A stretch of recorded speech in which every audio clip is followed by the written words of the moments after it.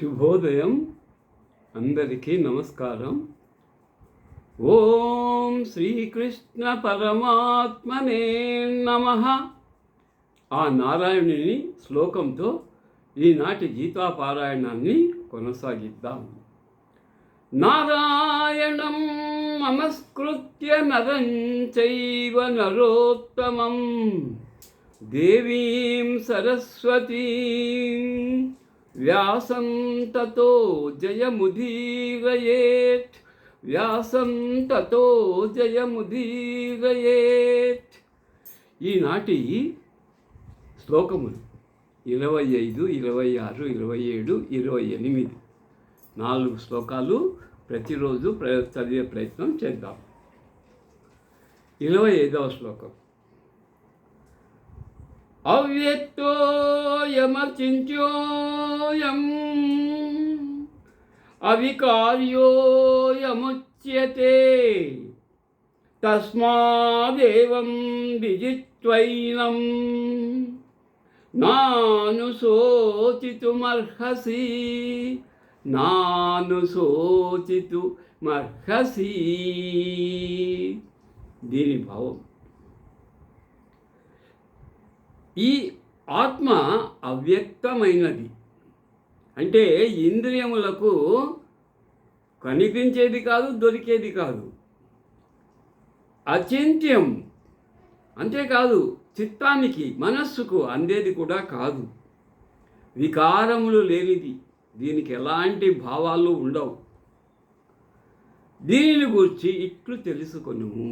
ఈ విధంగా ఇప్పుడు తెలుసుకో. కనుక ఓ అర్జున, నీవు దీనికై శోకింపవద్దు. నేనున్నాను కదా, మైహూనా.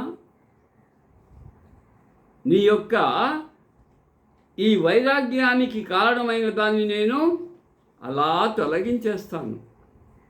26వ శ్లోకం. అథ చైనం నిత్యజాతం నామస్యసే మృతం. అథ చైనం నిత్యజాతం నిత్యం వా మన్యసే మృతం. అన్యసే మృతం తథాపి త్వం మహాబాహో నైవం శోచితుమర్హసి. నైవం శోచితుమర్హసి. ఈ శ్లోకంలో ఇంకా ఇలా కొనసాగిస్తారు. ఓ అర్జున, ఇక్కడంతా ఆత్మజ్ఞానం. ఈ ఆత్మకు జనన మరణములు కలవని, ఆత్మకు జనన మరణాలు ఉంటాయని ఒకవేళ నీవు భావించినప్పటికీ, ఒకవేళ నీవు అలా అనుకున్నప్పటికీ దీనికై నీవు శోకింపదగదు. మహావీరుడు క్షత్రియుడైన నీకు ఇలా శోకించడం తగదు సుమా అర్జున.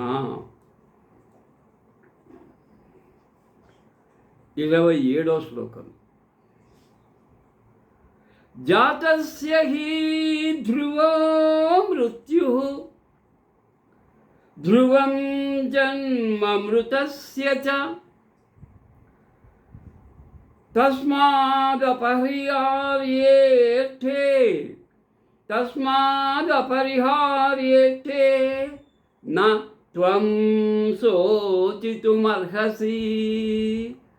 చూడండి ఎలా శోచితుమర్హసి అని 3 శ్లోకాలు ముగిస్తున్నాయి. దీనికోసం నీవు శోకిస్తావా అని. జాతస్య హి ధ్రువో మృత్యుః, పుట్టినవాడు గిట్టక మానదు. ధ్రువం జన్మ మృతస్య చ, మరణించినవాడు మరలా పుట్టక మానడు. చచ్చుట పుట్టుట కొరకే. కాబట్టి మరణించిన వారి గురించి ఎందుకు ఆలోచిస్తావు? వాళ్ళు మళ్ళా జన్మిస్తారు. తస్మాదపరిహార్యేర్థే చూసారా ఇక్కడ కనుక అపరిహార్యములైన అంతగా పట్టించుకోవాల్సిన సత్యములు కానటువంటి ఈ విషయములందు నీవు శోకింపవలదు. నీవు ఏడ్చుట తగదు. ఎందుకు ఏడుస్తావు? ఎందుకు శోకిస్తావు? 28 ఈనాటికి చివరి శ్లోకం 28. అవ్యక్తాదీని భూతాని వ్యక్తమధ్యాని భారత అవ్యక్తనిధన్నాన్యేవ అవ్యక్తనిధనాన్యేవ తత్ర కా పరిదేవనా తత్ర కా పరిదేవనా. ఈనాటి చివరి శ్లోకం యొక్క భావం. ఓ అర్జున, అర్జున, ప్రాణులన్నీను పుట్టక ముందు ఇంద్రియ గోచరములు కావు, అవ్యక్తములు కావు. మరణానంతరం కూడా అవి అవ్యక్తములే. పుట్టుకతో అవ్యక్తములే, మరణంతో కూడా అవ్యక్తములే. ప్రకటించబడినవి కాదు, వ్యక్తీకరించబడినవి కాదు. ఈ జనన మరణముల మధ్యకాలమునందు మాత్రమే, పుట్టుక చావు ఈ రెండిటి మధ్య మాత్రమే అవి ప్రకటితము. చూసారా? కాబట్టి ఈ యొక్క జనన మరణములున్నాయే అవి సహజం, పుడతాయి, చేస్తాయి. ఈ జనన మరణముల మధ్యకాలమునందు మాత్రమే, ఈ పుట్టుకకు చావుకు మధ్య మాత్రమే అవి ప్రకటితములు. ఇంద్రియ గోచరములు, ఇంద్రియాలకు కూడా కనిపిస్తాయి, చూడబడతాయి, వినబడతాయి, తాకబడతాయి, అగుచుండును. ఇట్టి స్థితిలో వాటికై పరితపించుట నిష్ప్రయోజనము. ఈ సమయములో లేని వానికై, మామూలుగా అవి అవ్యక్తములు కావు, కానీ పుట్టుక చావు మధ్య మాత్రమే అవి వ్యక్తములు, గోచరములు. వాటికై నీవు శోకించుట తగదు అర్జున, నీకు తగదు, నిష్ప్రయోజనం.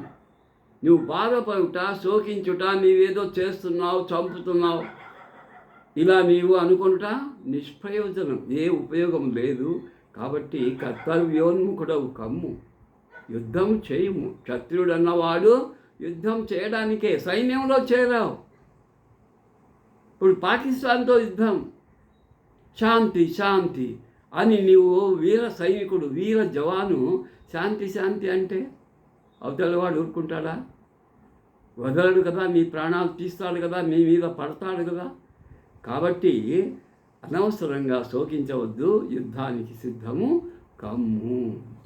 ఇది సాంఖ్యయోగం అన్ని యోగముల కంటే చాలా ముఖ్యమైనది.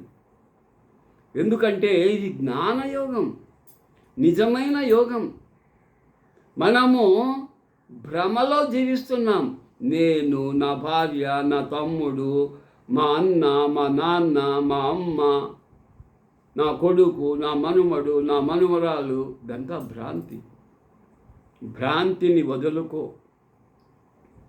అనిత్యములు, అసత్యములు, అవ్యక్తములు అయిన వాటిని గురించి నీవు శోకింపవలదు. కార్యోన్ముఖుడవు కమ్ము, నీ విలంబులను అందుకొనుము, రథము అధిరోహించుము, యుద్ధము చేయుము.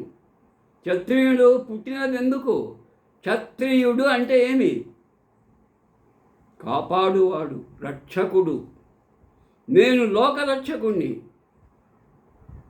మరి నీవు చంపేది నీవు కాదు, చచ్చేది వారు కాదు. ఈ చావు పుట్టుకలనేవి సహజము. శుభం భూయాత్.